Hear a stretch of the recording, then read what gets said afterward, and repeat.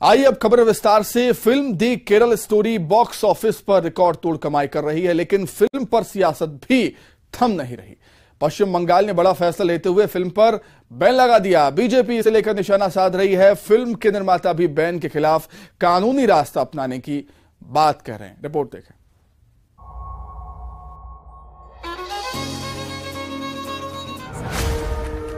Film दी Kerala story को लेकर विवाद थमने का नाम नहीं ले रहा है।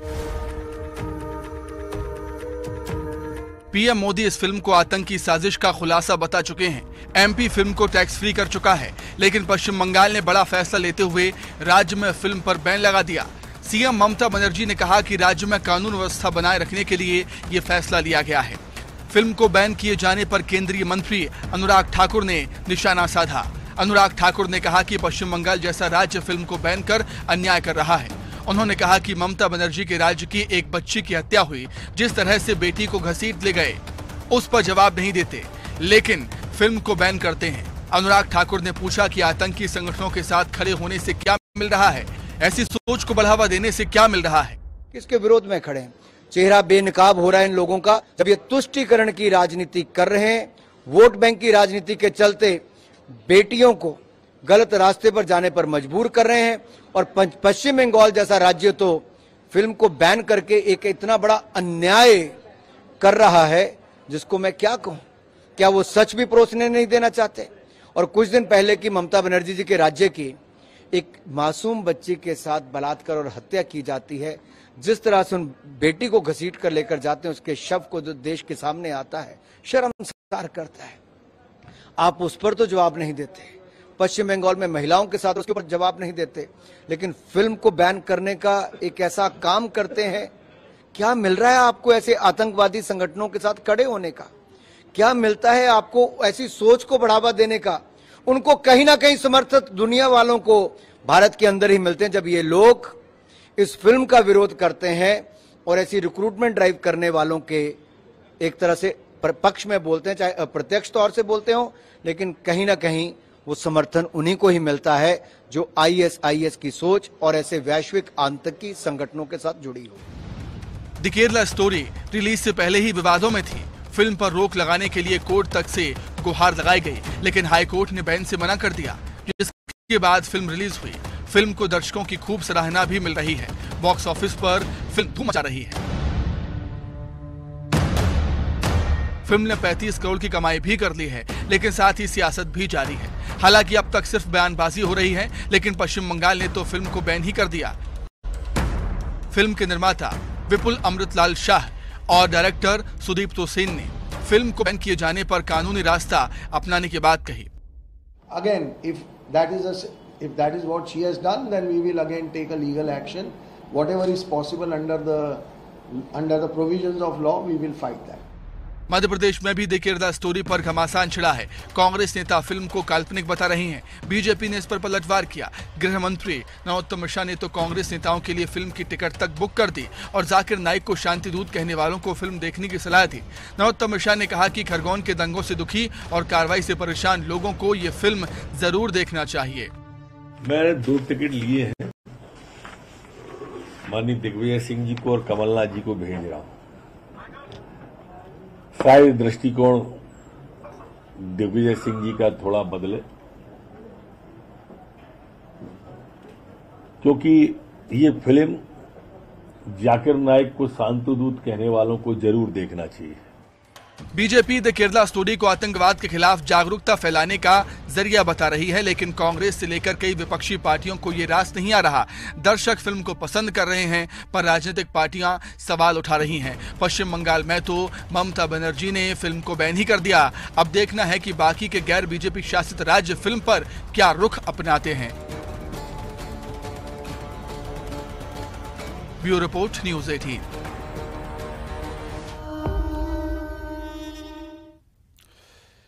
वहीं केंद्रीय गृह मंत्री अमित शाह ने न्यूज 18 से एक्सक्लूसिव इंटरव्यू में बात करते हुए कहा कि मेरी समझ में दी केरला स्टोरी फिल्म में दिखाया गया विषय एक सामाजिक समस्या है, जिसे देश और राजनीतिक दलों को आंख मूंद कर नहीं देखना चाहिए। एक फिल्म आई है द केरल स्टोरी, उसको लेकर बहुत सारी प्रतिक्रियाएं आ रही हैं।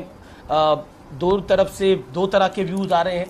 असद ओवैसी कहते हैं कि एक नफरत फैलाने वाली फिल्म है, कांग्रेस के कुछ नेताओं ने भी इसका विरोध किया है, क्या कहना चाहते हैं आप? देखिए, मैं मानता हूं कि ये सामाजिक समस्या है और देश ने और राजनीतिक दलों ने सामाजिक समस्याओं को आंख मूंद कर नहीं देखना चाहिए। इसका सामना भी करना चाहिए, इसके समाधान भी ढूंढने चाहिए। सहानुभूति वृत्ति से सामाजिक समस्याओं का सामना नहीं किया जा सकता। पश्चिम बंगाल सरकार की ओर से फिल्म दी केरल स्टोरी को बैन करने पर इंडियन फिल्म और टेलीविजन डायरेक्टर एसोसिएशन ने निंदा की। IFTDA के अध्यक्ष अशोक पंडित ने कहा कि प्रतिबंध निर्माता की अभिव्यक्ति की स्वतंत्रता के खिलाफ है। उन्होंने कहा कि हम फिल्म और निर्माता के साथ खड़े हैं, जैसे ही हम फिल्म उड़ता पंजाब और पद्मावत के समय थे। उन्होंने कहा कि जो केंद्रीय फिल्म प्रमाणन बोर्ड से पास की गई हो उसे बैन नहीं किया जा सकता, इसीलिए हम राज्य सरकार से प्रतिबंध के फैसले को वापस लेने की मांग करते हैं। ये बिल्कुल अनडेमोक्रेटिक है। एक ऐसी फिल्म जिसको CBFC ने क्लियर किया है, एक ऐसी फिल्म जिसका बैन कोर्ट ने रिजेक्ट किया है, एक ऐसी फिल्म जिसका बैन केरला कोर्ट ने रिजेक्ट किया है, तमिलनाडु कोर्ट ने रिजेक्ट किया है। तो जब सुप्रीम कोर्ट जैसे हाईएस्ट जुडिशरी ने इसके बैन को रिजेक्ट किया है, इसके बैन के अपील को, तो ममता बनर्जी को बैन करने का कोई हक बनता नहीं है। ये सरासर अनडेमोक्रेटिक है और एक फिल्म मेकर के फ्रीडम ऑफ एक्सप्रेशन पर आघात है। ये उसकी फ्रीडम ऑफ एक्सप्रेशन के अगेंस्ट है। मध्य प्रदेश में विधानसभा चुनाव की तैयारियां जोरों पर हैं। चुनावी साल में बीजेपी और कांग्रेस पार्टी को एकजुट बनाए रखने में जुटी है। बीजेपी में ताबड़तोड़ बैठकों का दौर चल रहा है, जिस पर कांग्रेस निशाना साध रही है।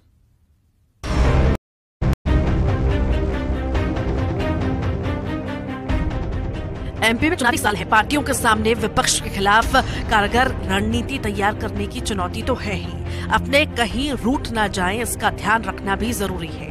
नेताओं का चुनावी सीजन में पाला बदलना हमेशा से राजनीतिक पार्टियों के लिए परेशानी का सबब रहा है। हाल ही में दीपक जोशी ने बीजेपी को छोड़ कांग्रेस में शामिल हो गए और नेता भी इनके नक्शे दम पर न चले, इसके लिए बीजेपी सतर्क हो गई है और शायद यही वजह है कि कार्यकर्ताओं और नेताओं को एकजुट रखने के लिए पार्टी कोशिशें कर रही है। बूथ स्तर पर नाराज कार्यकर्ताओं का डाटा जुटाया जा रहा है।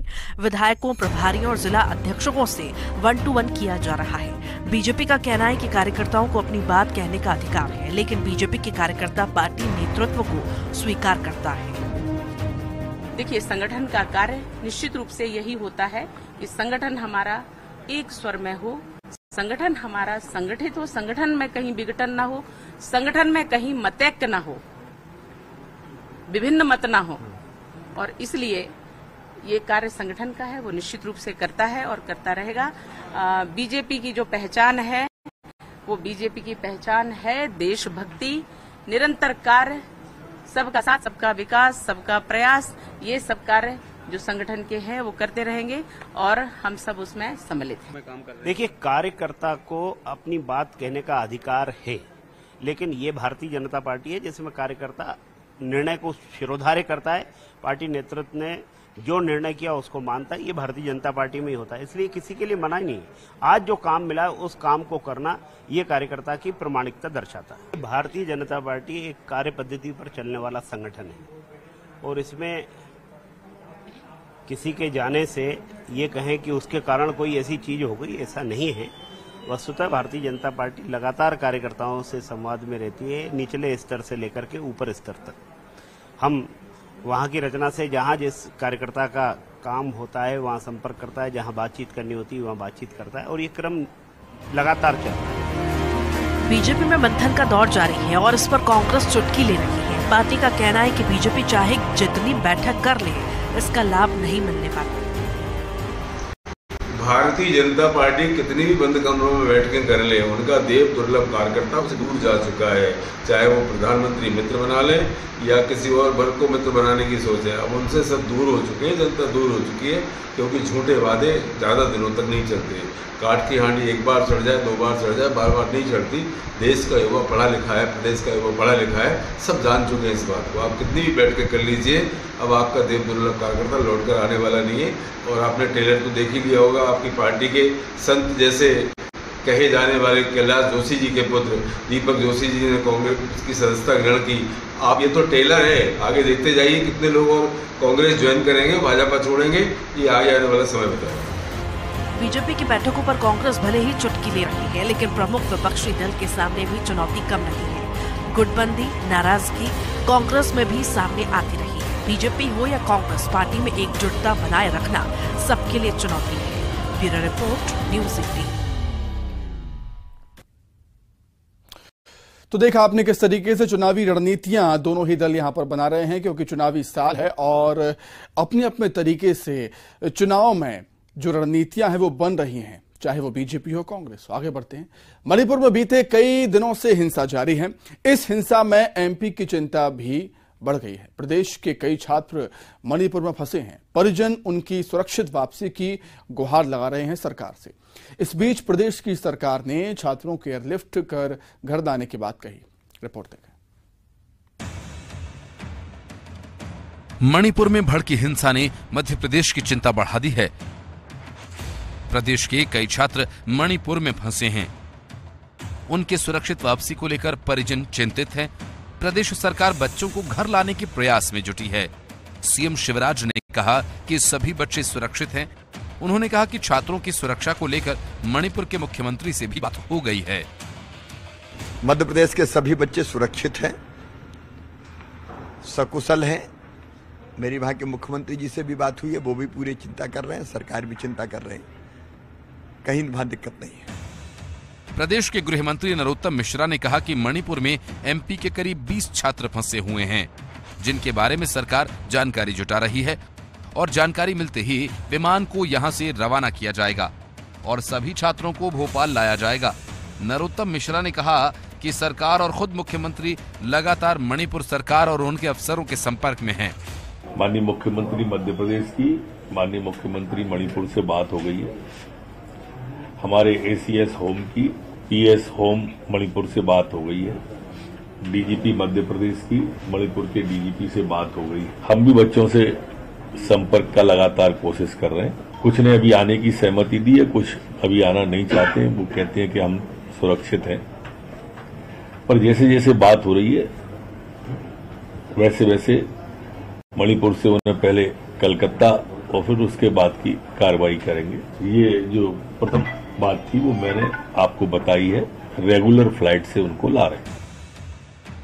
छात्रों की सुरक्षा और उनकी वापसी को लेकर सरकार के आश्वासनों और प्रयासों के बीच हिंसा के माहौल में फंसे अपने बच्चों की चिंता परिजनों को सता रही है। खंडवा के 4 छात्र मणिपुर में फंसे हैं। परिजन इनकी सुरक्षित वापसी की गुहार लगा रहे हैं। इन्होंने सांसद ज्ञानेश्वर पाटिल से भी मुलाकात की है। सांसद ने इन्हें छात्रों की सुरक्षित वापसी का भरोसा दिया है।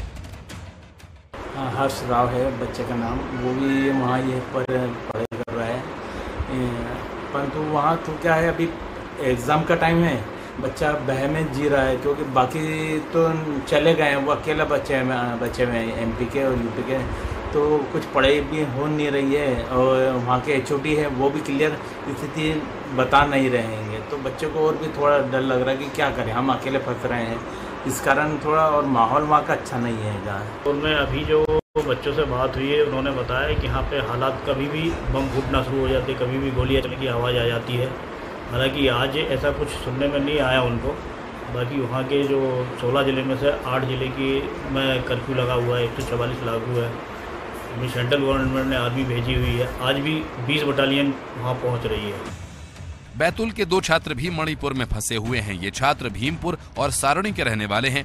इनके परिजनों ने कलेक्टर को ज्ञापन देकर मदद मांगी और कलेक्टर ने इन्हें हर संभव मदद का आश्वासन दिया। पूर्वोत्तर राज्य मणिपुर में बीते कई दिनों से हिंसा हो रही है। यहाँ मैतेई समुदाय को अनुचित जनजाति का दर्जा दिए जाने और आरक्षण को लेकर हिंसा भड़की है, जिसमें अब तक 50 से ज्यादा लोगों की जान जा चुकी है। इस हिंसा में एमपी के छात्र भी फंसे हुए हैं। प्रदेश सरकार इनकी सकुशल वापसी का प्रयास कर रही है। Bureau report, news 18। तो मणिपुर से छात्रों को एयरलिफ्ट करने की तैयारी है सरकार की। सीएम शिवराज सिंह चौहान ने छात्रों से फोन पर बातचीत की है, उनका हालचाल जाना है और छात्रों के परिजन से यहाँ पर कहा है कि आपको चिंता करने की जरूरत नहीं है, छात्रों की सकुशल वापसी सरकार उनकी कराएगी। जैसे कि जब यूक्रेन में मध्य प्रदेश के कई छात्र फंस गए थे, तब उन छात्रों की एमपी सरकार ने सकुशल वापसी कराई थी, और वैसा ही आश्वासन, वैसा ही भरोसा प्रदेश के मुखिया सीएम शिवराज सिंह चौहान ने मणिपुर में फंसे छात्रों के परिजनों को दिया है कि आप सरकार पर, बीजेपी सरकार पर भरोसा रखिए, आपके जो बच्चे हैं वो सकुशल हम लेकर आएंगे मणिपुर से। इसी के साथ ही बुलेटिन में फिलहाल इतना ही। नमस्कार।